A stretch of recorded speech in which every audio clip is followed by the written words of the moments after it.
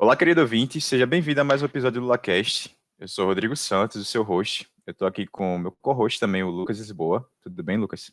Fala aí, pessoal. Bom dia, boa tarde, boa noite. É prazer estar aqui de novo. Eu estou aqui também com o professor André Aquino. Tudo bem, professor? Tudo bem, boa tarde. Agradecer de antemão o convite aí. E sempre uma satisfação falar um pouco do trabalho, do laboratório e contribuir com algum avanço no conhecimento aí para o pessoal.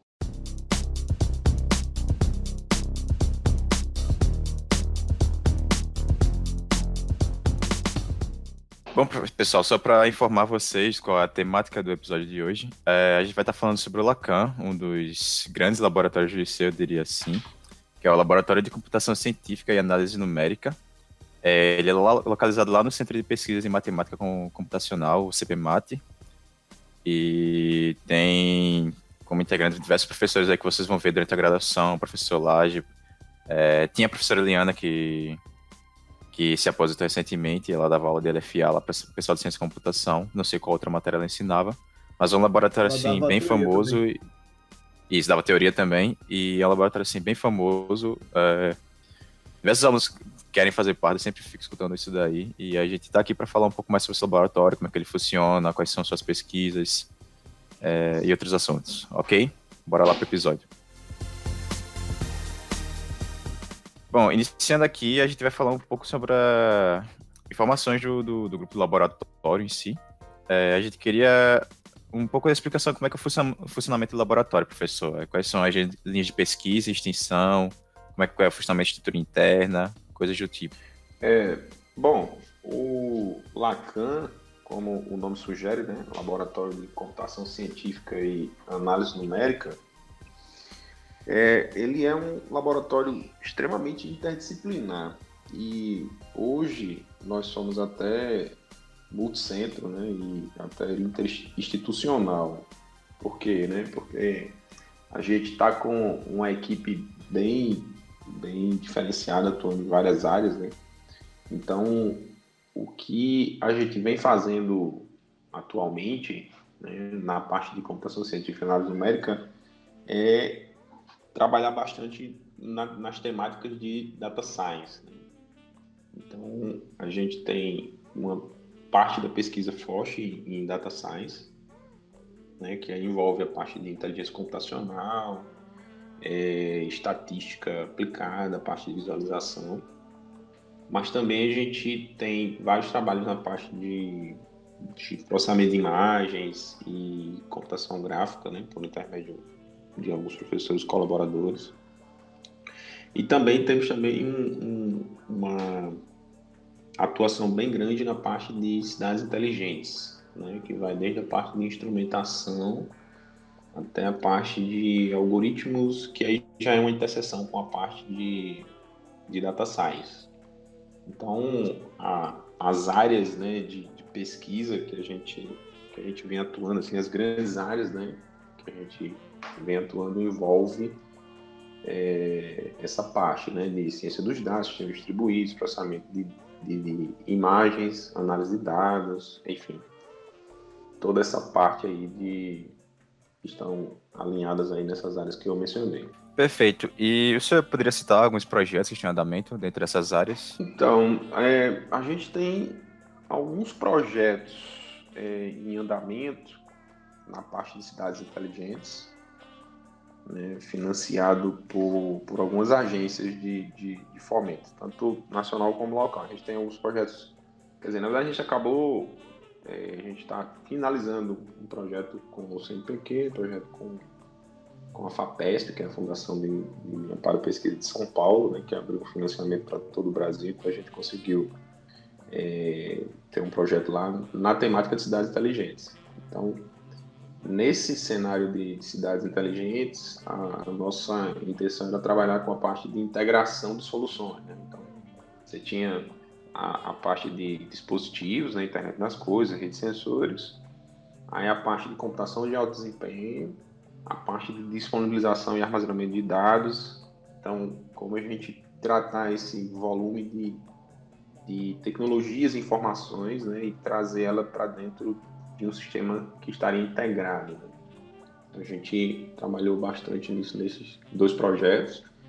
E aí a gente tem também um projeto bem interessante na área de data science, né, de processamento de informação, digamos assim, que é um projeto de PD junto à FAPEAL para a Secretaria da Fazenda, né, onde a gente, a partir do processamento de notas fiscais, a gente consegue identificar erros de preenchimento e os valores que de fato devem ser cobrados para imposto de ICMS, né? Então isso aí são 2 linhas de projeto aí bem interessante que a gente tem tido bastante resultado. E outros projetos que a gente participa também, né?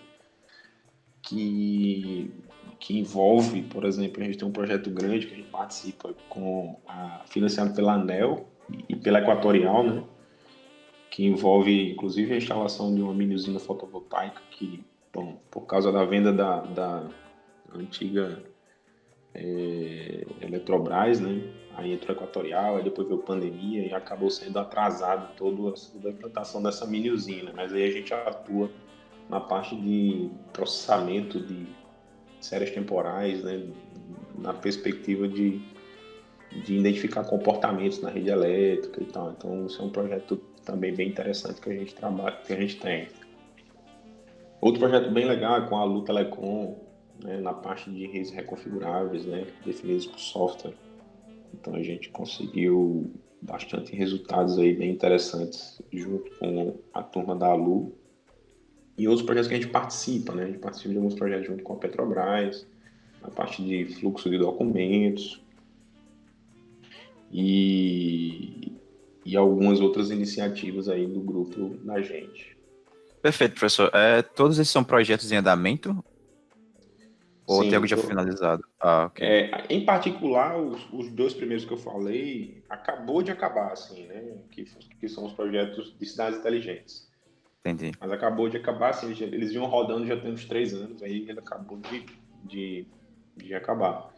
E aí, assim, né, tem um outro projeto bem grande, né, que a gente também participa, e inclusive o coordenador desse projeto, que é o professor Manuel Álvaro, da FAMED, também faz parte do nosso grupo, que é um projeto para, digamos assim, não sei muitos detalhes porque tem a ver com o pessoal da medicina, né?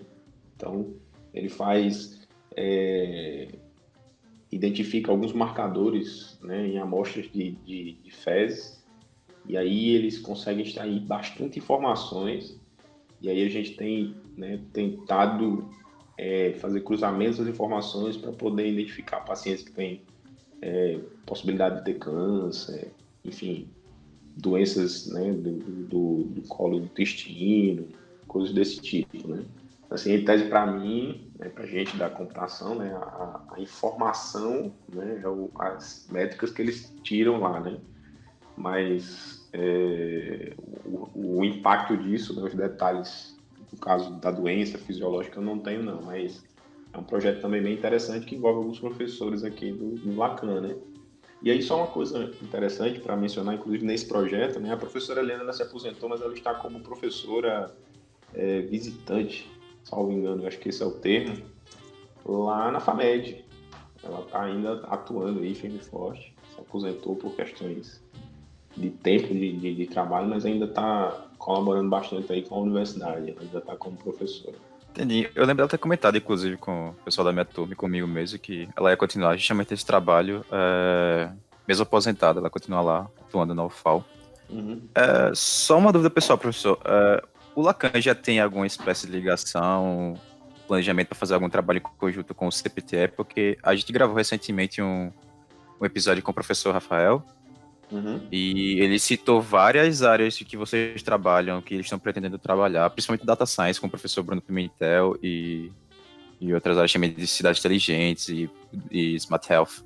Vocês têm alguma coisa em planejamento já ou não? Não, não. Na verdade, eu tomei conhecimento um dia desses aí, porque colocaram uma criação do grupo de pesquisa do Rafa, né? Do Rafael, do professor Rafael. Muito bom, muito interessante. Mas assim, oficialmente a gente não tem nada sendo desenvolvido em conjunto. Entendi. Então, continuando aqui, a gente queria saber quais são os projetos de extensão que o Lacan tem no momento, se tem algum projeto de extensão atuando no momento. A gente Então, sabe que o Kate tem uma ligação, né? Ele faz parte, ou Exatamente. ele tá dentro, faz uma parceria também. isso. O Kate está no Lacan por intermédio da professora Eliana, né? Então, assim, hoje a estrutura do Lacan, o que é que a gente tem, né? O professor Alejandro, a professora Eliana e o professor Leonardo Viana, todos, né, na ocasião eram do Instituto de Computação, eles fundaram o Lacan, né? Então, eles são os cofundadores.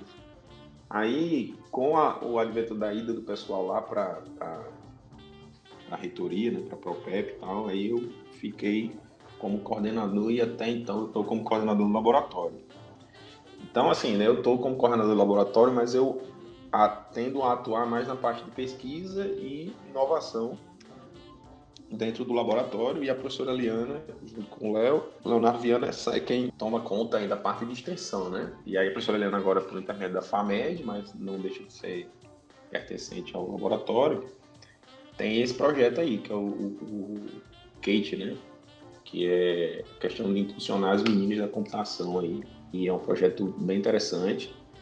A gente tem outros projetos, né? No caso, o Kate é um projeto que é oficial, ou seja, é um projeto que está cadastrado na reitoria e está em execução.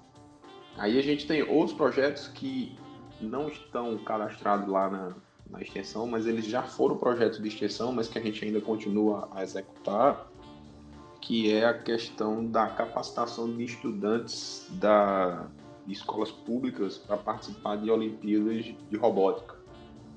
Então, o professor Leonardo, ele é o grande responsável por esse projeto, é um projeto super interessante. Leva os garotos, né, ao laboratório. Então, eu lembro que ano passado a gente tinha um acordo, né, com a direção da escola. A direção da escola disponibilizava um veículo, aí ia lá e pegava 5 ou 6 alunos, levavam para o laboratório uma vez por semana para eles terem aula de programação, de programação com o robozinho da Lego, e se capacitar para participar da Olimpíada de Robótica. E aí quem dava as aulas, né, o professor Leonardo dava algumas aulas, alguns professores davam alguns seminários, por exemplo, e os estudantes, né, do laboratório, né, que trabalham na parte de robótica, e davam as aulas, né, para os meninos. Então, isso é um projeto bem interessante que a gente certamente vai dar continuidade. Agora está impossível por conta da pandemia, né? Então, esse é um projeto que está aí em off. E aí, assim, do ponto de vista de funcionamento do laboratório, né, uma coisa que a gente tem em tese no papel, né, ainda, mas que a gente vai aos poucos colocar isso em funcionamento, é de que todos os alunos que ingressarem no laboratório, seja na parte de pesquisa ou inovação, ou até mesmo extensão explicitamente, se for extensão vai fazer parte dos projetos de extensão, os alunos eles terem uma participação nos projetos de extensão, entendeu? Então a ideia é que os alunos eles tenham essa noção de passar esse conhecimento para algumas entidades fora da própria UFAL, né? A gente tentou cadastrar como um projeto de extensão um curso de verão, que a gente ia fazer ele regularmente, primeiramente para dentro do IC, só que aí, como a gente não pensou nessa questão de alunos externos ao UFAL, aí ele não avançou oficialmente, né? Mas aí o curso de verão a gente tem. Então, uma das formas é a gente, além dessa questão da robótica e tal, para o pessoal do ensino médio, a gente ter esses cursos de verão aí para pessoas que não são da UFAL. Então, aí são as vertentes de extensão da gente e vai por aí. Entendi. Esse curso de verão, ele abordaria quais temáticas? Você sabe dizer? Bom, sim. Os cursos de verão, todas essas informações que eu estou falando, assim, só para fazer um pouquinho da propaganda aqui, né, a gente tem lá disponível no site www.lacan.ufal.br. Então, lá na parte de eventos, a gente colocou lá a questão do curso de verão. Então, a ideia do curso de verão é muito voltada para os projetos que a gente, assim, essa primeira versão que a gente fez, né? Era para a metodologia, os projetos que a gente estava rodando dentro do Lacan, para poder, né, meio que capacitar alguns estudantes que tinham interesse em ser colaboradores e trabalhar no Lacan, por exemplo. Então, a gente discutiu módulos, tiveram alguns módulos, aí foi módulo sobre a parte de hardware, né, desenvolvimento com Arduino, coisas similares, aí a parte de estatística básica, a parte de machine learning e a parte de data science. Então, a ideia era a gente ter essa parte bem básica das coisas que a gente trabalha no laboratório para que os estudantes se identificassem. Eita, pô, eu gosto muito de ciências de dados, gosto muito de estatística aplicada, eu gosto de desenvolvimento com hardware, então a gente conseguiria identificar e dizer assim, não, beleza, então vamos trabalhar com a gente, vamos fazer isso, vamos fazer aquilo, entendeu? Ou então o estudante dizer, não gosto disso aqui, sei lá, gosto de outra área e talvez se encontrar em outro laboratório, né, que pudesse atender. Mas é mais ou menos essa aí a ideia da gente. E aí, a gente, né, quando terminar a pandemia, essas questões aí de suspensão de aulas, enfim, a ideia é que a gente faça esse curso pelo menos 2 vezes por ano, com os próprios estudantes, tá? Então, só deixando bem claro, né, que a ideia é que os próprios integrantes do laboratório deem as aulas, deem o curso. Lógico que a gente, professor, vai estar monitorando, mas a ideia é que seja isso. E abrir para a comunidade, no caso, estudantes não da UFAL, né? A turma do estado, da cidade toda. Perfeito, professor. Lucas, tem alguma pergunta? Tenho sim. Eu estava dando uma olhada aqui no site que o professor citou, e na parte em destaque está um artigo que foi publicado na Nature pelo aluno de mestrado Christopher, orientado pelo senhor e por outros professores. Eu queria que você comentasse um pouquinho sobre o processo de publicação nessa revista nacional e sobre esse trabalho que vocês desenvolveram. Cara, assim, esse artigo, ele é super interessante, né, do Christoph, né? Foi o trabalho de conclusão de curso dele e projeto, né? Estava envolvido no projeto, inclusive, que a gente desenvolveu junto com a Lu. Então, a parte inicial do projeto era toda embasada nessa teoria que a gente conseguiu aí propor. Só para destacar, né, a ideia de promover inovação, desenvolver projetos de P&D relacionados à pesquisa, né? Porque a gente dentro do laboratório tem uma filosofia de que a inovação dentro da universidade ela tem que partir de pesquisa de ponta, né? Então, inovação a gente encontra em vários lugares, né? Existe um projeto super interessante ali na Sururu de Capote, ali no Vale do Reginaldo, que os caras estão fazendo inovação ali nível hard, né? Mas não é inovação com base em pesquisa científica, né? Que é o papel da universidade. Mas, enfim, esse projeto aí a gente conseguiu ter essa publicação. E aí esse trabalho, ele é acredito eu, que é o único trabalho, assim, 100% UFAL, né? Apesar de o professor Heitor ter ido para Minas, na ocasião do início desses trabalhos aí, ele ainda estava aqui, né? Então, o Christoph, ele desenvolveu essa teoria, né? Uma teoria extremamente inovadora aí, tanto que a gente conseguiu ter essa publicação. E o processo de publicação nessa revista ele é bem interessante, porque para já ela é uma revista bem cara, né? Aproximadamente R$10.000 para se publicar, né? E no momento que a gente publicou o artigo, foi uma experiência bem interessante, né? Tiveram 400 acessos em 2, 3 dias. E com 2, 3 dias a gente já recebeu e-mail de um chinês, de um cara da Índia e tal, perguntando, tirando dúvidas e tal. Então, sem dúvida alguma, desses professores aqui, de todos esses professores, de todos os autores ali, né, esse é o artigo de maior relevância aí acadêmica de todo mundo. E foi um trabalho muito bonito, muito interessante. Recomendo a leitura aí para quem tiver oportunidade. Interessante. A gente pode até tentar deixar o link do artigo na descrição quando lançar o episódio também. Pode. Site, tá lá no site, né? O link pro... Tá lá no site, tá perfeito. em destaque. Aí deixa o site do Lacan lá e quem quiser já pode pode olhar o artigo também. Claro. Lucas, eu não sei se eu respondi sua pergunta em completude. Respondeu, e com relação ao processo, sim. Agora é interessante você também comentar um pouco do que é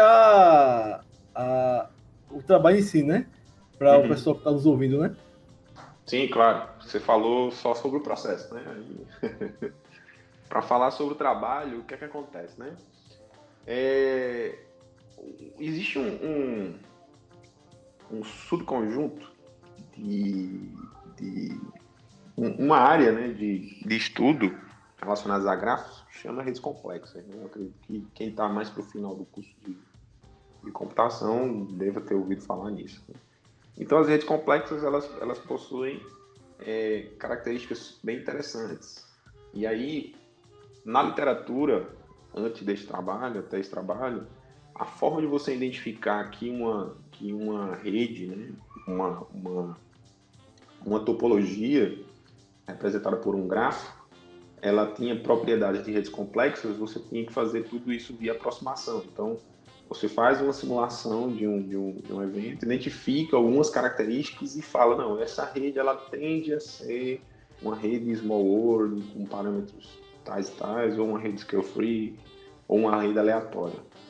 Enfim, aí o que foi que a gente fez? A gente utilizou o conceito de teoria da informação para identificar a entropia, né? No caso, duas entropias a gente utilizou, que era a entropia de Shannon e a entropia de Fisher, para identificar, né, a quantidade de informação que cada uma das topologias nos trazia. Então, a partir desse mapeamento, né, utilizando teoria de informação, no caso, entropia, a gente conseguiu, de forma pontual, classificar, né, ou sugerir, né, porque assim, uma classificação é até um termo muito forte, que a gente até amenizou nas versões finais do artigo, né, a gente caracteriza essa rede como sendo do tipo small world, scale free, aleatória, whatever. E aí, na imagem que tem disponível no site, né, que está em destaque, ele mostra todo o espectro das redes, né, complexas. E se você pegar uma rede qualquer, aí calcular, baseado na nossa metodologia, né, entropia de Shannon e de Fisher, você consegue posicionar ela nesse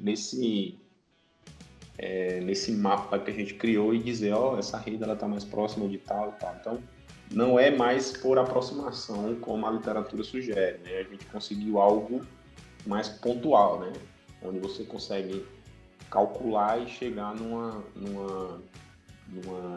caracterização mais assertiva, né? Então, é por isso que a gente conseguiu esse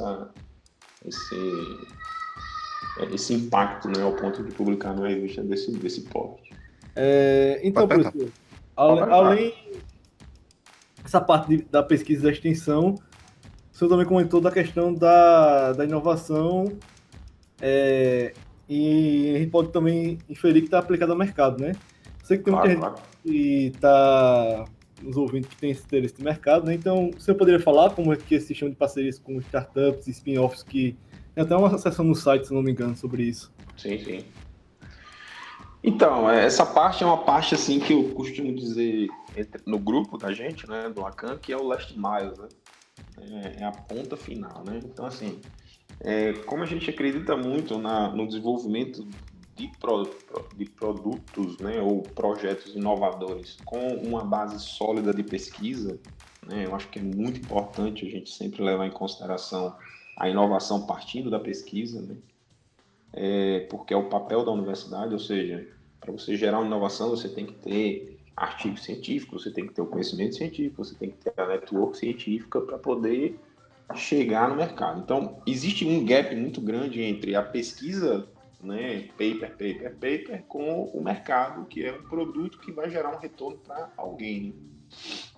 Então, o last mile é justamente essa ponte, né? Então, no Lacan, a gente tem um grupo que é o Lacan Inovação, que basicamente a gente traçou todo um planejamento de transformar esses projetos de pesquisa em produtos de fato. Então, quando você menciona que tem a seção de startups e spin-offs, são as startups e spin-offs oriundas de projetos dentro do Lacan. Então, Existem hoje duas spin-offs, que é a Total Intelligence, que é uma spin-off que partiu de um projeto junto com a Cefaz. Ou seja, a gente desenvolveu toda a pesquisa, né? Demos um retorno à sociedade por intermédio dos resultados dessa pesquisa dentro da Cefaz, onde o Estado, né, acaba usando esses resultados, né, essa pesquisa internamente. E a partir disso a gente chegou e falou assim, não, o papel da pesquisa assim, encerrou, e daqui para frente o que precisa ser a manutenção, melhorias, etc., dessa pesquisa que foi desenvolvida precisa ser feita por uma empresa. Então, a empresa foi constituída para, digamos, tomar conta desse produto de pesquisa que foi feito. Então, a geração, né? Então, a gente conseguiu criar uma empresa, né? Conseguiu, consequentemente, né? Conseguir gerar emprego, fazer circular, né, dar oportunidade para os estudantes, etc. E consolidar do ponto de vista de inovação algo que era uma pesquisa, né? Então isso é uma coisa muito importante. E aí uma outra empresa que foi feita nos mesmos moldes foi a Quequant, que é uma empresa que partiu de um projeto de pesquisa interna do laboratório, que era a parte de revisão sistemática, onde foi identificado um nicho bem interessante de mercado. Então, esse projeto gerou o spin-off Quequant, que é uma empresa construída que também envolve estudantes e etc., para o mercado. Então, aí as outras startups são startups que estão relacionadas a projetos internos, mas não necessariamente saíram de projetos. Às vezes a startup, né, nesse caso aqui da Optimize, por exemplo, ela foi criada em parceria com algumas iniciativas de pesquisa dentro do laboratório. Então, é como se a gente estivesse colaborando com o fomento, né, e a melhoria dos processos dentro dessa startup que foi criada. Então, o cenário, né, do Lacan Inovação, né, ele envolve essa visão, né, de que a gente precisa transformar a pesquisa em produtos para gerar emprego, para gerar coisa. Porque os nossos estudantes não necessariamente vão fazer mestrado, doutorado e se tornarem professores. Eles vão ingressar em empresas de grande porte, etc. E, assim, se você pegar as grandes empresas, Google, Amazon, Microsoft, pode ter certeza que lá dentro tem muita pesquisa sendo desenvolvida. Então, essa desconexão, a gente tentou mitigar isso e a gente conseguiu, de alguma forma, fazer isso. Então, a parte de inovação envolve isso. Aí, para chegar nessa inovação, nas spin-offs, startups, né, a gente tem todo um planejamento e toda uma, digamos, uma estrutura para receber projetos de pesquisa para empresas públicas ou privadas, no caso, né? Então, essa estrutura, né, a premissa básica da gente é, o que você quer é algo que não tem no mercado, ou seja, para você desenvolver uma solução para isso, é algo que vai gerar uma pesquisa. Se a resposta for sim, a gente vai dizer, não, beleza, a gente resolve aqui dentro por intermédio de um projeto de pesquisa. Se a resposta for não, aí eu vou dizer, não, então você procure as empresas XYZ que elas vão resolver o seu problema. Nossa intenção, enquanto universidade e laboratório, não é de competir com o mercado, e sim gerar conhecimento e fomentar a criação de novas empresas lá na frente, depois de 2, 3 anos que o projeto se concluir, entendeu? Então, a gente tem toda essa estrutura, tem um grupo de alunos que atuam nesses projetos. Aí é interessante porque eles aprendem, eles participam, às vezes, de debates e reuniões junto com essas empresas. Então, eles começam a ter uma experiência um pouco diferenciada. E aí, a diferença, no caso de projetos de pesquisa que não são associados a uma empresa, que você tem que fazer algo um pouco mais próximo de um produto para o cliente, né? No caso, para as empresas, não necessariamente um artigo, né? Agora, a gente gera artigos, a gente faz essas coisas. A exemplo desse artigo aí da Scientific Reports, né? É o maior exemplo que a gente tem da conexão entre a pesquisa e o setor produtivo gerando conhecimento. Eu acho que a gente acredita bastante aí que isso aí é o papel da universidade. Perfeito, professor. Vale até ressaltar que muita gente chega na universidade e não chega. Acho que a maioria dos nossos alunos, na verdade, chegam lá na universidade e não pensam tanto na carreira acadêmica, tanto na carreira pesquisador e se tornar um profissional do mercado, ser um programador, um engenheiro de projeto, ou seja, qualquer que seja a área que ele for trabalhar no mercado. E como o senhor falou, eu já vi diversas pessoas da área falando que grandes empresas assim, como Microsoft, Google e outros setores têm seus departamentos de pesquisa.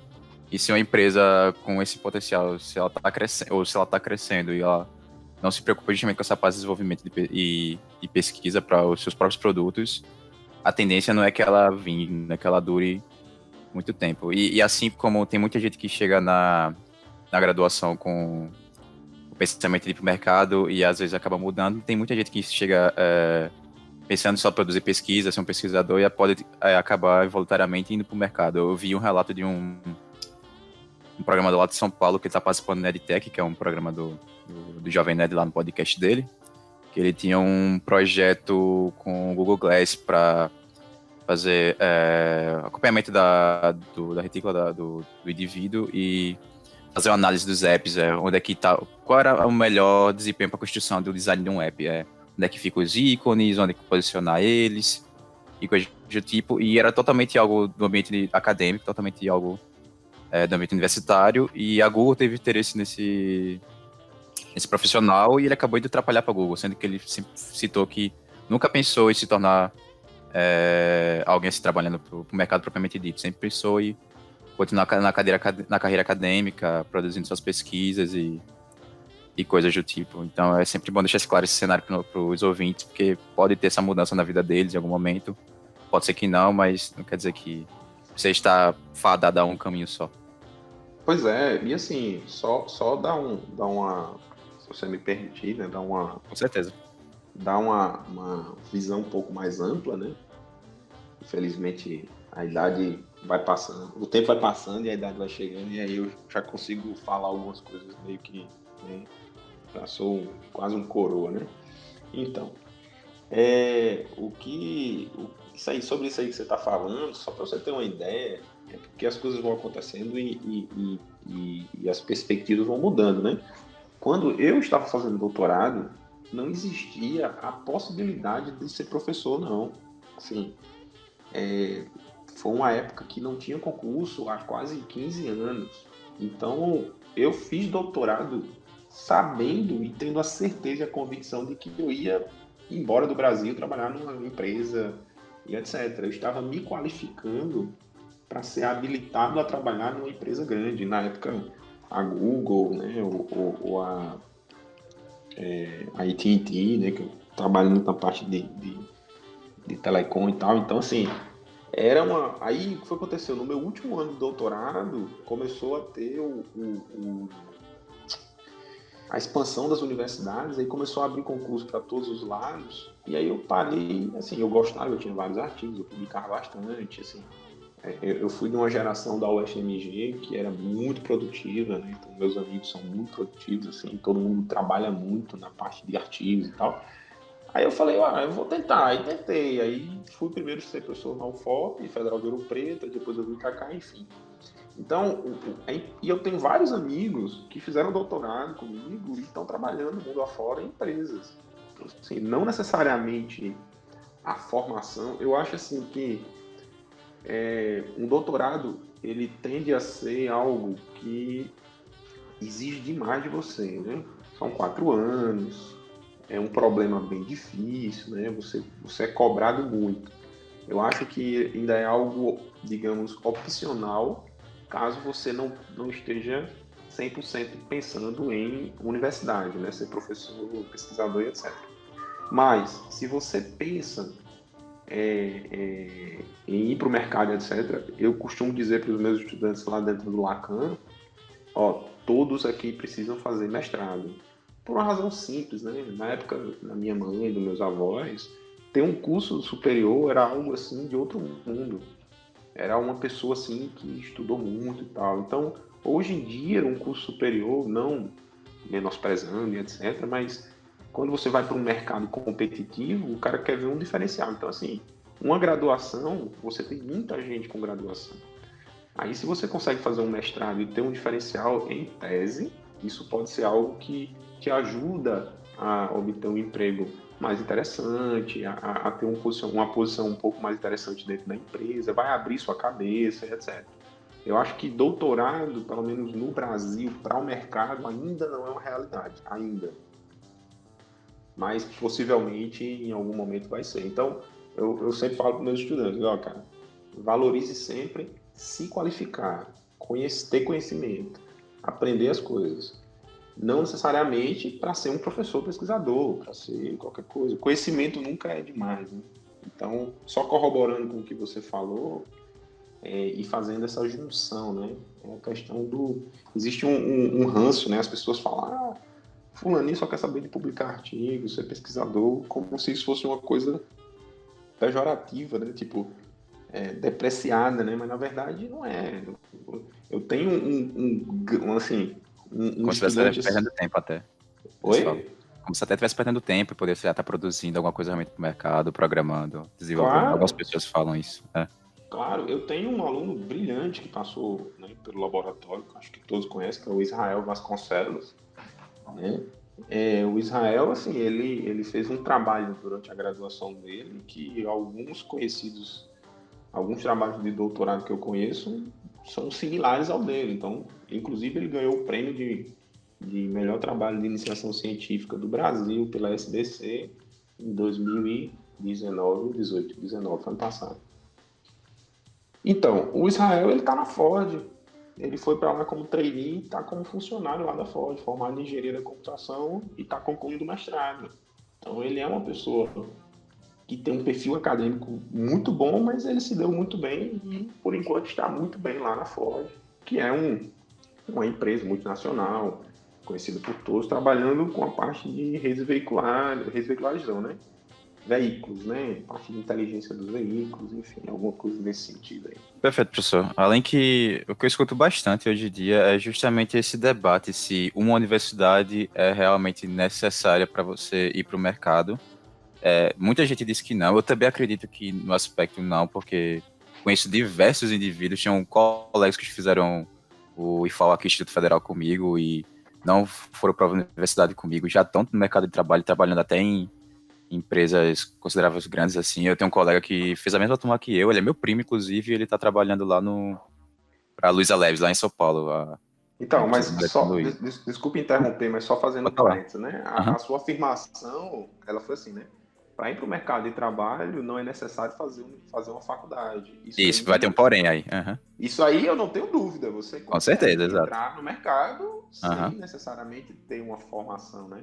Agora, a pergunta é, enquanto profissional, você consegue ser um profissional diferenciado, onde você tem um leque grande de opções, onde você tem o conhecimento que te dá base para o que você está fazendo, sem fazer uma universidade, aí eu acho que fica um pouco mais difícil. Lógico que existem pessoas que são diferenciadas, são superdotadas, né, e conseguem ser autodidatas e conhecer, enfim. Mas, no geral, é importante você ter um conhecimento técnico junto a você, entendeu? Eu acredito também que depende muito da área que a pessoa vai trabalhar, né? Porque, por exemplo, se for trabalhar em desenvolvimento web, vai ter muita gente que não tem faculdade e tal, mas se você for trabalhar numa área que é essencialmente nova, né? Por exemplo, carros autônomos e outras tecnologias emergentes, aí realmente precisa de um estudo mais aprofundado.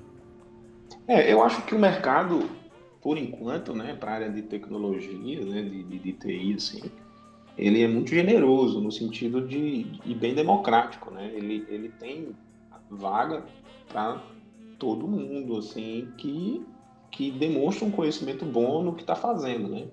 Então, um desenvolvedor web, beleza, ele consegue, sim, arrumar um bom emprego e tal. Mas quanto mais formação você tem, assim, no sentido de de conhecimento, etc., você tende a fazer coisas um pouco mais desafiadoras.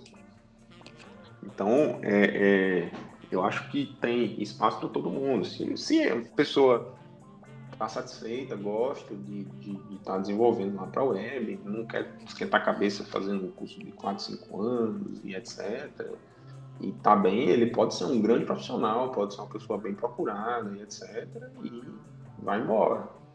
Agora, se mesmo esse cara, ele não vai estar na universidade, mas ele vai se capacitar de alguma forma, ele vai fazer algum curso, ele vai estudar, ele vai procurar conhecimento, ele vai, porque senão ele fica para trás. Então,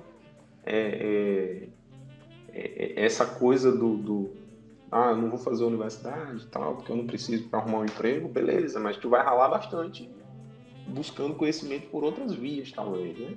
Precisamente, o que entra nisso daí, como o senhor falou, é justamente essa capacidade de você se aprimorar. E isso é, na minha opinião, algo que tem que existir na maioria dos profissionais da nossa área, porque está sempre surgindo algo novo e está sempre surgindo a necessidade de você se especializar mais, senão você acaba ficando um pouco para trás. Eu lembro até que, quando eu paguei metodologia científica com o professor Marcos Braga, ele mesmo admitiu que ele, com o decorrer da vida dele, entrando na questão da coordenação, trabalhando para a própria universidade, etc., ele foi ficando para trás em alguns aspectos depois do doutorado dele.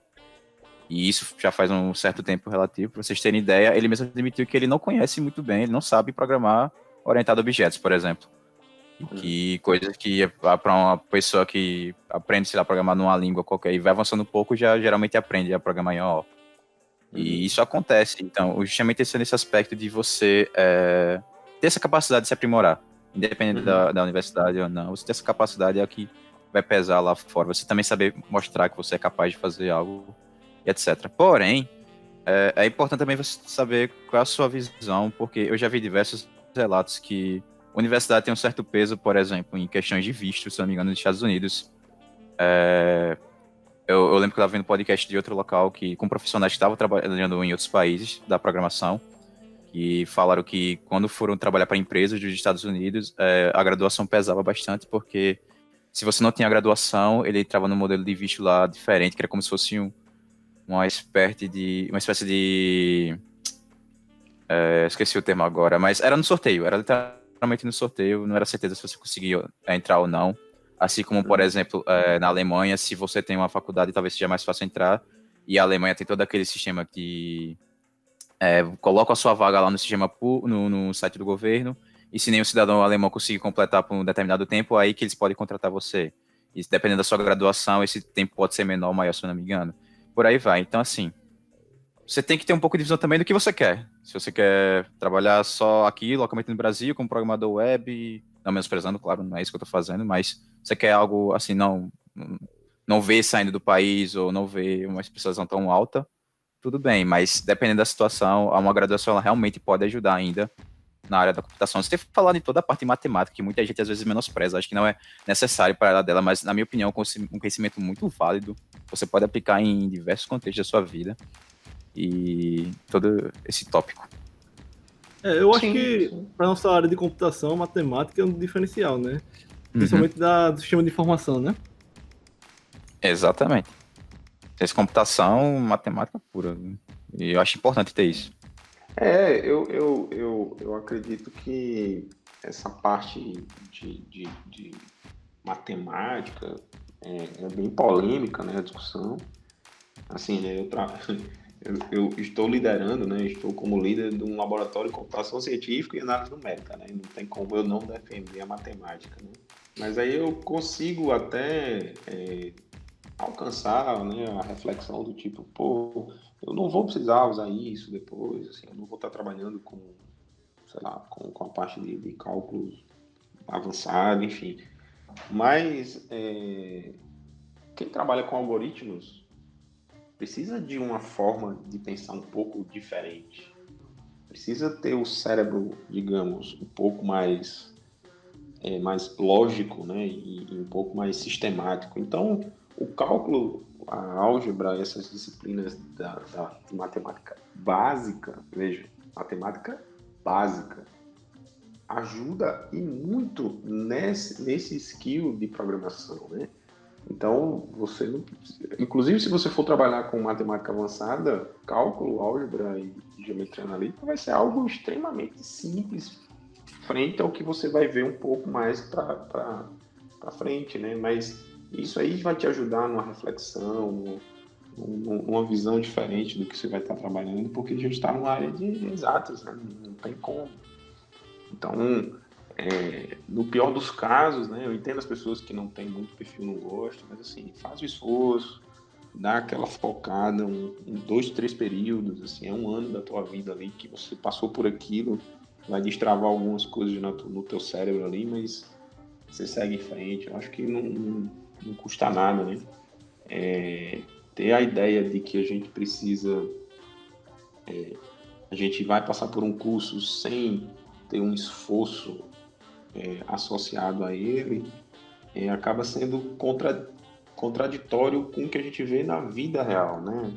Você não vai conseguir uma posição de emprego simplesmente porque você chegou lá e falou, eu quero um emprego. Você tem que galgar aquilo, né? Então, quanto maior o teu leque, né? Quanto maior a tua base, quanto maior tua digamos, né, teu empoderamento ali para entrar no mercado de trabalho, até criar uma empresa e fazer alguma coisa, você tem que passar por algumas coisas, né? Então, existe sempre essa discussão. Eu costumo ficar mais por fora dessas discussões, porque eu sempre vejo argumentos positivos dos dois lados, assim como argumentos negativos, enfim. Mas, assim, eu, obviamente, defendo bastante a ideia de você ter os cálculos, enfim, como humano figurino, né? Exatamente. A gente queria saber como é que é feito o processo de inclusão de novos membros no Lacan. Se cada professor tem um processo próprio, se o laboratório tem um processo seletivo geral, como é que funciona isso? Então, o que a gente vem tentando fazer a cada ano aí é um processo, não é um processo de seleção, né? Na verdade, a gente abre para candidatos, né? A gente, de vez em quando, roda aí umas chamadas internas dentro do Geral C, né? E aí, basicamente, é análise de currículo e tal. A última vez que a gente abriu, apareceu quase 40 estudantes interessados. Eu fiquei até assustado, assim, né? E a gente só tinha uma bolsa. Aí, é aquela coisa, né? Então, vou excluir, enfim. Aí a gente fez uma seleção baseada fez uma escolha, né? Não uma seleção, né? Uma escolha baseada no currículo e tal. Nas notas, assim. Aí, para o tipo de projeto, a gente tem umas questões tipo, se for projeto de pesquisa, de iniciação científica, e os alunos mais novos a gente tende a valorizar mais, porque são projetos que a gente sabe que vai ficar até o final do curso dele. Se é um projeto de P&D, que é um ano só, aí a gente tende a pegar os alunos mais próximos do fim do curso, para quando acabar o projeto ele já está formando. Porque imagina, o cara está no terceiro período, aí pega um projeto, aí quando tiver no quinto período fica sem bolsa. Aí é um negócio que fica meio desconfortável ali pra gente. A gente tem uma política, assim, mais ou menos nesse sentido. Então, assim, a gente dispara chamadas, aí a gente meio que tem os currículos ali, as pessoas, e aí de tempos em tempos a gente faz novas chamadas, né, para novos projetos, né, para ver se a galera melhorou, né, se tem um currículo mais interessante. Mas, assim, existem alguns estudantes que têm um contato numa disciplina específica com o professor e aí conseguem, né, digamos, um projeto com o professor, aí consequentemente passa a ser do grupo, mas a gente tem tentado fazer uma, uma chamada um pouco mais geral, até para manter um pouco essa ideia de assim, né, todo mundo passou pelo mesmo crivo e tal. E aí o curso de verão é uma iniciativa assim para trazer essas pessoas, né? A gente faz a seleção, aí monta o curso de verão, coloca o pessoal para fazer o curso de verão, para o pessoal meio que se familiarizar e se encaixar, né? Se entrar ali na melhor, no tema que mais o apetece, né? Então, recentemente, né, do último curso, a gente tem o Lucas, a Helena, a Miriam e o Álvaro. eu não me engano. Eu acho que foram esses 4 aí que conseguiram, né, estar presente aqui. Se eu não esqueci de ninguém, se eu esqueci de alguém, perdão, mas é porque é gente demais. Mas os que estão mais próximos de mim são esses. Então, professor, partindo para a outra linha do que a gente começou no bloco anterior, a gente falou um pouco da questão do mercado, né? É bom também conversar um pouco sobre quem tem perspectiva acadêmica, né? Que, por exemplo, é o meu caso, eu acho que de outra parcela dos estudantes. No caso, o senhor foi aluno da UFAL, computação, e hoje é professor dela. O senhor pode comentar sobre essa trajetória e dar alguns conselhos para quem tem interesse nessa área. Bom, conselhos. Assim, conselhos, como diz meu pai, né? Se fosse bom, não se dava, se vendia, né? Eu tenho algumas experiências. Eu sempre, o que eu acho que eu poderia falar sobre isso é: busque sempre se aprimorar e ser bom, assim, não bom do ponto de vista de competição, né? Ser sempre bom naquilo que você quer trilhar, né? Então, se você está querendo se formar em computação, procure ser bom no curso de computação. Veja, eu não estou falando para ser o melhor, para ser bom. Se dedique ao máximo, tente romper, né, a barreira dos teus limites, né? Tenta avançar sempre. Eu acho que isso é uma coisa fundamental. Quando eu fiz graduação, eu não fui o melhor aluno da turma, mas eu era um bom aluno. Na minha época, iniciação científica era algo extremamente raro. Eu acho que somente 2 ou 3 professores ofereciam bolsa de iniciação científica. Tipo, nós tínhamos 6 estudantes do curso inteiro que tinha bolsa de iniciação científica, só para vocês terem uma ideia. Então, só eu tenho 5 hoje.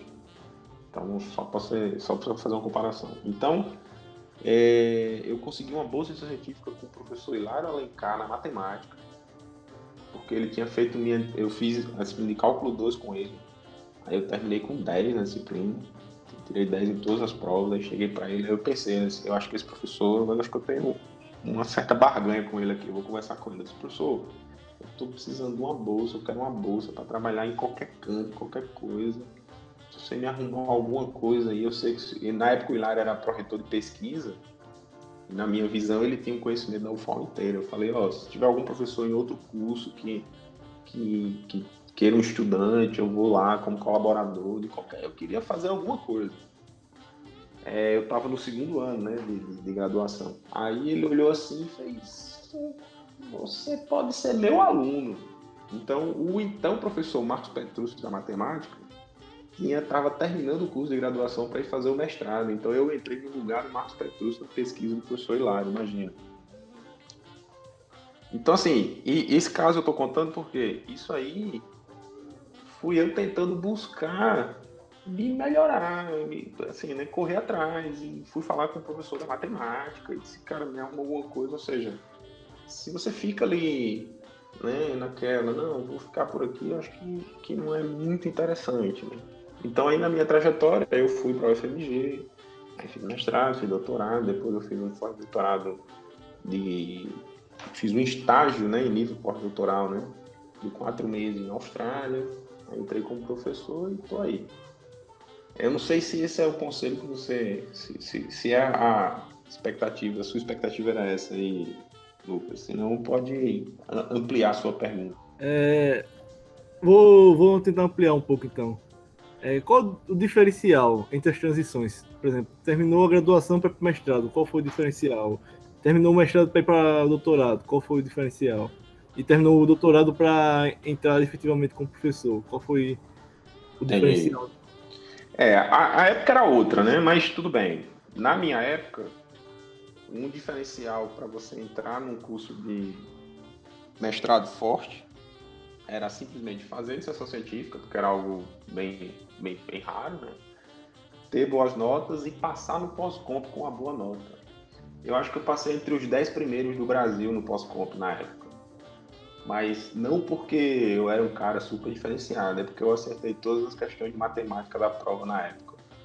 Então, como a galera da computação não costuma gostar muito de matemática, e eu tinha feito iniciação científica na matemática, logo eu tinha um conhecimento um pouco melhor do que o restante da galera.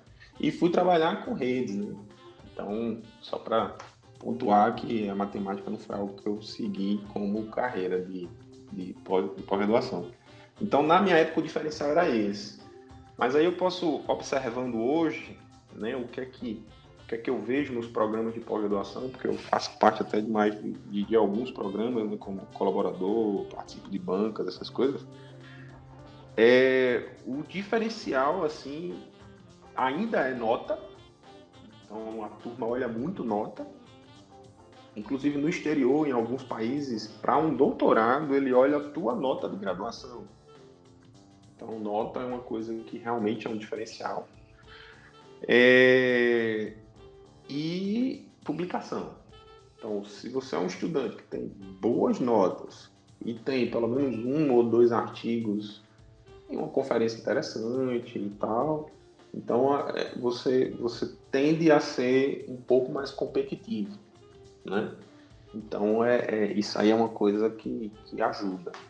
Do mestrado para o doutorado, no meu caso, foi uma transição muito natural, né? Eu terminei o mestrado em 1 ano e meio. E lá na UFMG tinha um processo de pular direto do mestrado para o doutorado. Então, como eu terminei em 1 ano e meio, eu poderia até ter aplicado para entrar direto no doutorado, mas eu não apliquei porque eu queria mudar de área. Aí eu acabei fazendo a seleção, mas em tese eu já tinha alguma assim, né, tranquilidade de entrar no doutorado. Mas o que acontece no doutorado é o seguinte, né? Para entrar num doutorado, precisaria ter ainda mais uma produção, né, acadêmica boa, né, em pelo menos revistas, né, 1 ou 2 revistas internacionais com um bom respaldo, né, se você quiser entrar numa universidade boa e numa universidade séria, né. Então é importante sempre trilhar essa trajetória de artigo científico. E o contato com um professor, né? Então, para entrar no doutorado, em geral, quem faz a seleção é o próprio orientador. Né? Então, você tem que ter um pré-projeto com o cara, você tem que passar ali e entrar lá para trabalhar com ele. E, assim, só para pontuar, né, que além da matemática, o inglês, assim, não precisa nem discutir. Né? O inglês é básico na graduação, no mestrado, no doutorado, no mercado de trabalho, para onde você for. Então, estuda inglês, é importante. E depois do doutorado, né, para você ingressar numa carreira acadêmica, assim, depende muito da área e tal, mas em geral segue a ideia, né? Você tem que ter uma produção científica boa e ter a capacidade de, digamos assim, de mostrar independência, né? Para a galera que já é professor, talvez fique mais claro esse argumento meu. Que basicamente é o seguinte, você tem que mostrar para a comunidade científica, né, que você não está mais um cordão umbilical com o teu orientador, entende? Então, quando você termina o doutorado, para você fazer sua carreira solo como pesquisador, né, você tem que mostrar um pouco essa independência, né? Produção de artigos sozinho ou com outros parceiros. Aí geralmente a galera vai fazer pós-doc já para isso, porque quando vai fazer pós-doc se envolve em outro grupo de pesquisa, aí se desconecta do orientador de doutorado. Então tem toda essa questão aí, né? Então assim, eu estou falando dos diferenciais para você ser um pesquisador e entrar numa universidade boa, numa universidade grande, né? Mas existe para carreira de professor, não necessariamente você precisa ir para uma universidade grande, né? Você pode entrar nos institutos federais que tendem a ter uma política de pesquisa um pouco mais discreta do que a universidade federal, né? A universidade. Então, essa questão de artigos e tal, se você tiver bastante, vai ajudar, porque o processo seletivo tem esse tipo de coisa. mas você tem outros requisitos ali que você pode cumprir e ingressar, entendeu? Então é mais ou menos esse a minha visão pessoal, né? Isso não é regra, não é lei, não é fato, né? A minha visão aí da carreira. Massa, massa. Acredito que foi bastante esclarecedor para quem tem esse interesse, porque a pessoa fica meio perdida, principalmente que está na graduação, né? Que não tem essa visão de como funciona mais ou menos os passo a passo de como ingressar em cada etapa. Uhum. Então você pode começar a ir trilhando já do início. O senhor comentou uma coisa bastante interessante, que era com relação à questão das bolsas, né? Que era muito difícil antes e agora está um pouco mais fácil.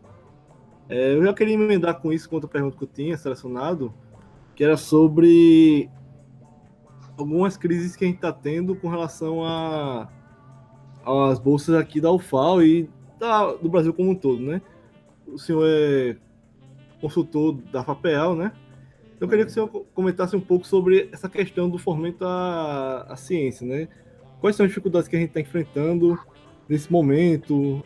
Ainda está com aquela situação de risco das bolsas que estava tendo até ano passado.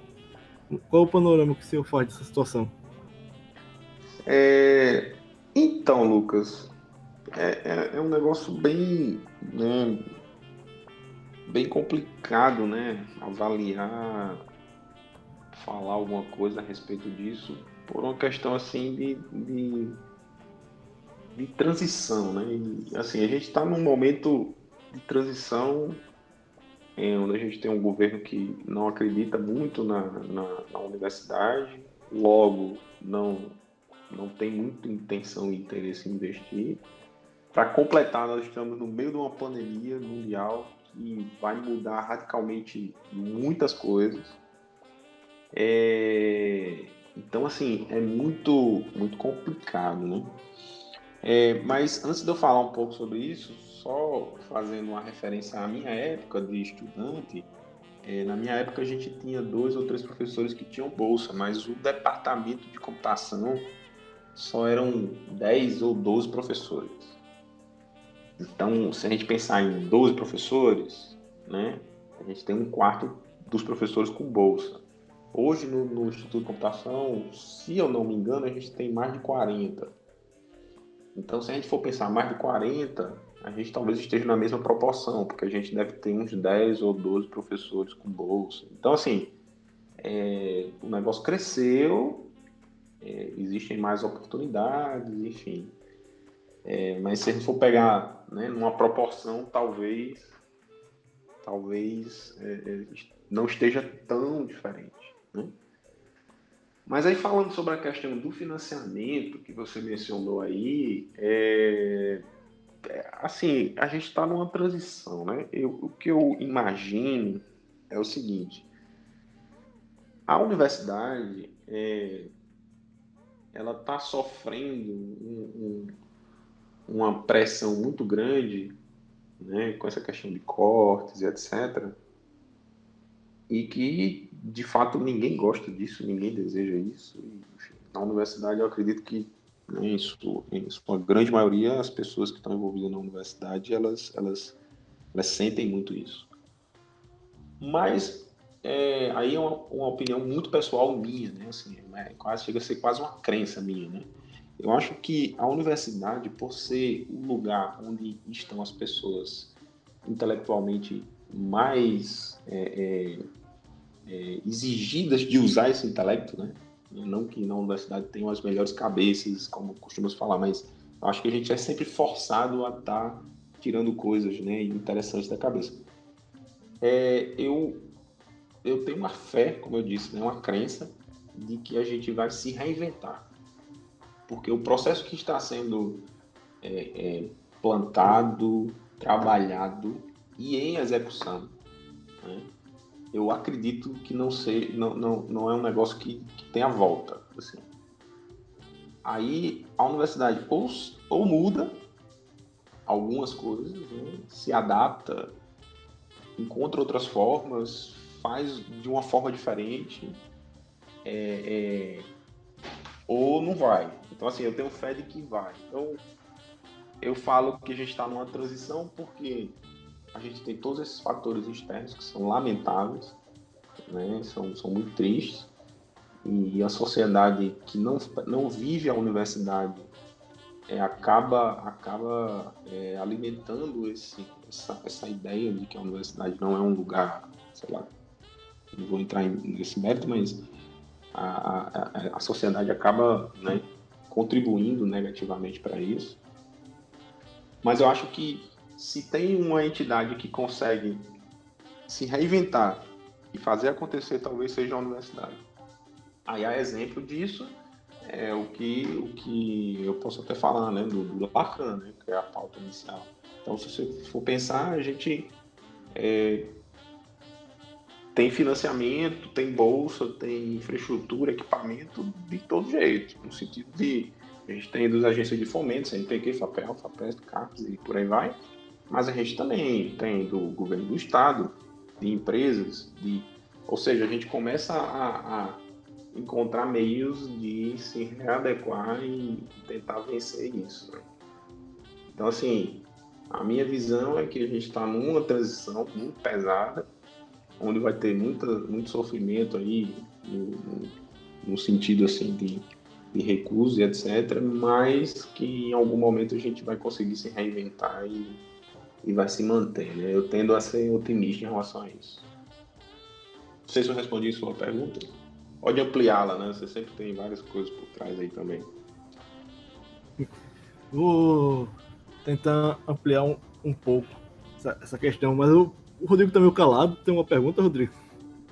Não, é porque ficou um pouco de barulho aqui, aí eu fiquei em silêncio por causa disso, mas eu tô aqui, prestando atenção em tudo. No momento Não, não. mas tranquilo. Se tem alguma pergunta, pode fazer também. Beleza. A gente sabe que a situação é bastante complicada. Essa semana, inclusive, saiu a nova proposta do Ministério da Economia, que seria aumentar a taxação de livros, seria derrubar uma isenção que já existe. O senhor acredita que pode vir também outro revés para a nossa área? Seria uma possível regulamentação da nossa função, por exemplo? Assim, você perguntou, né, se eu acredito que pode acontecer. Aí a primeira coisa que veio na minha cabeça, eu digo, rapaz, eu espero tudo e qualquer coisa do que possa vir aí. Para mim, eu não me surpreendo muito não quando acontecem as coisas.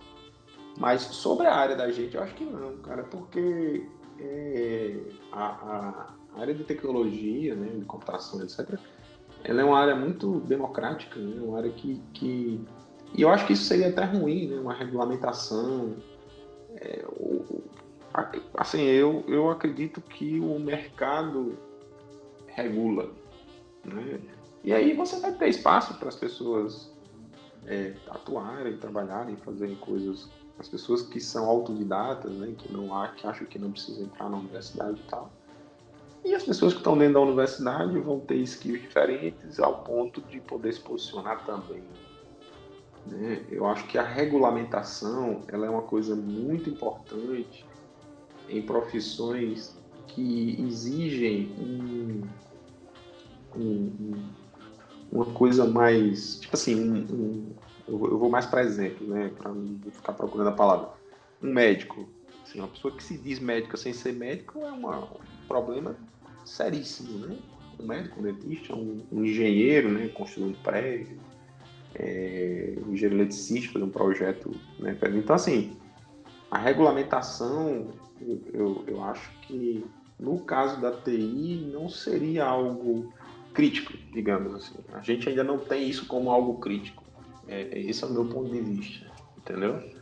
Mas, assim, se caminhar para uma regulamentação e etc., eu também não acho que seja problema, assim, mas precisa pensar numa regulamentação junto com a fiscalização, né? Porque não adianta. Vou fazer um adendo, Lucas, de opinião minha. Eu também não acho que vá ter um grande problema, até porque, pelo que eu vejo muito do governo atual e outras questões, ele apesar de ter esse certo conflito com o movimento universitário e desenvolvimento científico, etc., ele tem um certo interesse no desenvolvimento tecnológico, principalmente do país, etc. E como o professor falou, tudo isso vem da pesquisa feita no ambiente acadêmico, no ambiente universitário. Então, eu acho que pelo menos a parte da TI não estaria tão prejudicada nesse momento. E até porque quando teve até uns cortes da Bolsa do CNPq esse ano, eu lembro que a maioria dos cortes foram voltados para a área de humanas, etc., justamente porque tem toda essa onda de combate de viés ideológico dentro das universidades e coisas do tipo. Aí, lógico, TI ela entra muito no ambiente econômico e coisas assim, mas eu não sei se entraria já nesse aspecto agora de taxação e coisas assim. Eu tenho uma tendência de ficar desconfiado quando o governo, o principal representante dele, se recusa a usar máscaras dentro da pandemia, né? Mas, enfim, sempre fico desconfiado de qualquer possível coisa que vem dele. Mas eu perguntei isso porque também teve uma grande polêmica com relação à regulamentação da atividade de historiador, né? Alguns meses atrás. Eu não sei se poderia vir a questão tecnológica, né? Até porque o nosso ministro da Tecnologia e Ciência anda meio apagado, né? Então, não sei como poderia se dar isso. Foi uma pergunta que veio agora e que eu achei importante saber a opinião do senhor. Ok, mas assim, só falando um pouco sobre o espectro da pesquisa da ciência, né? E da gente enquanto indivíduo pensante, né? Eu acho que, assim, eu estou falando especificamente aqui de tecnologia até então, né? Assim, você vem discutindo sobre tecnologia, computação e tal. Então, essa opinião minha da regulamentação tem a ver com isso. Mas quando a gente vai falar de ciência como um todo, não tem que discutir, assim, é assombroso. Talvez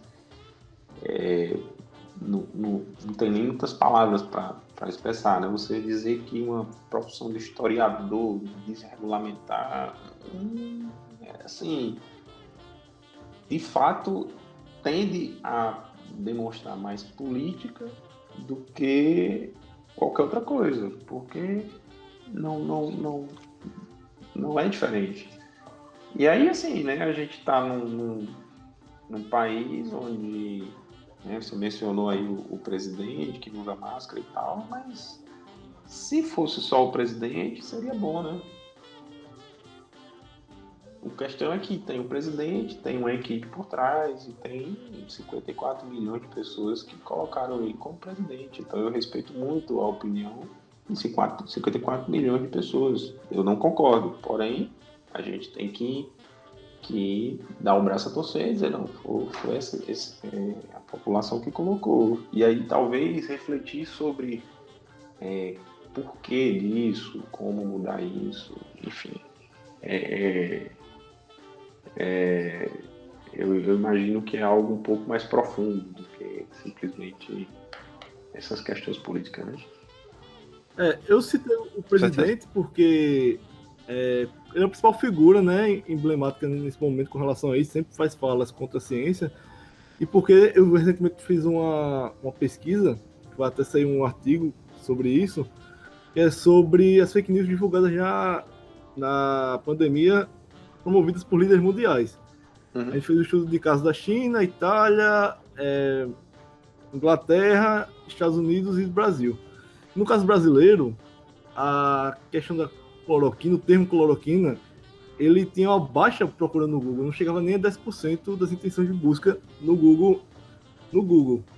Sendo que no dia, ou foi no dia posterior ao pronunciamento do presidente, as intenções de busca foram a 100%. A gente percebe o poder de influência que líderes estatais têm, né?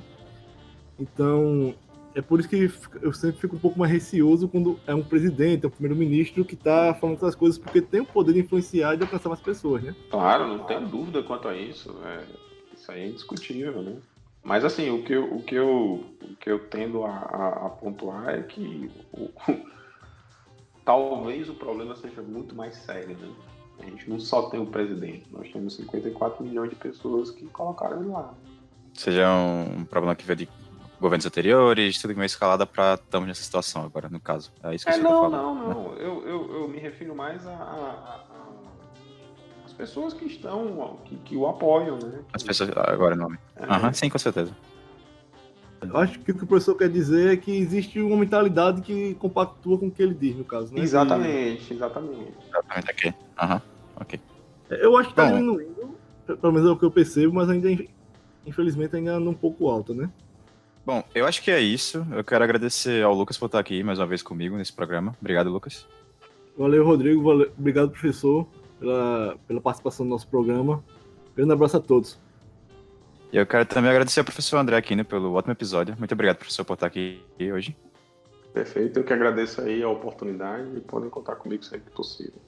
Mas aí só dar uma mensagem específica, né, que o Lacan, né, é um laboratório interdisciplinar, né, assim, que a sua origem foi no Instituto de Computação e ele é um laboratório de Instituto de Computação, né, mas a gente acaba tendo vários outros professores, né, o que deixa muitas pesquisas bem mais interessantes, porque a gente consegue tocar outras áreas, né, como a física, a medicina e áreas afins. Mas, assim, dizer que o Lacan está sempre de portas abertas, tanto para os professores, pesquisadores do Instituto, quanto os próprios estudantes. A gente tem o que eu falei de processo seletivo, mas se tiver interesse em estudar alguma coisa, aprender alguma coisa, entrar em contato com os professores, nós estamos sempre de portas abertas. E a gente faz um trabalho extremamente, né, sério, acho que importante, né, para a UFAL como um todo. Né? A gente é um grupo de pesquisa dentro da UFAL que tem uma visibilidade boa, né, e visibilidade não só por conta de falarmos que, mas por conta de fazermos coisas que são realmente interessantes. E para além do Lacan, da formação que a gente tem, no caso graduação e mestrado, a gente tem uma network gigante no mundo inteiro, onde a gente pode colocar os alunos em contato, enfim, do ponto de vista de pesquisa e do ponto de vista de mercado também. A gente tem contatos, parceria com várias empresas, ou seja, a gente consegue dar um suporte para os alunos, porque o mais importante que a gente tem no Lacan, independente de qualquer coisa, são os estudantes e a formação acadêmica, né? Então, assim, a gente está ali pelas pessoas, para formar pessoas. O nosso produto, se é que eu posso falar assim, né, sem querer tornar como objeto, né? Mas nosso grande produto são os estudantes e as pessoas.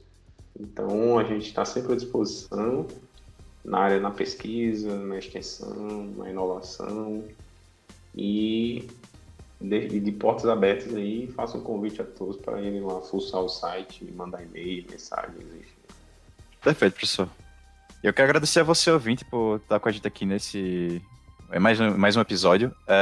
Eu vou deixar na descrição tanto o link do site do Lacan, quanto um curso que o professor André Lage ele postou recentemente no YouTube, se não me engano, foi no canal pessoal dele, isso mesmo, sobre inteligência artificial aplicada ao processamento de linguagem natural. Se você é um aluno que está chegando agora no curso de ciência, de engenharia de computação, provavelmente você não vai ter toda a base para esse curso, eu diria assim, porque tem muito, como a gente falou, tem muita coisa de matemática, porém, eu acho que é uma grande motivação para você aprender justamente essas questões.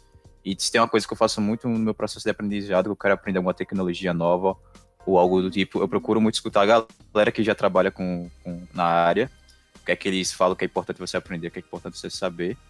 E aí depois disso eu tento estudar um pouco o que é que eles falaram lá e volto nesse mesmo conteúdo que eles criaram em revejo para ver se realmente agora eu entendo o que é que eles estão falando, quais são as ligações, etc. Então acho que esse curso, além do processo de aprendizagem, é uma porta de entrada assim para toda essa parte de computação e matemática em conjunto, ok?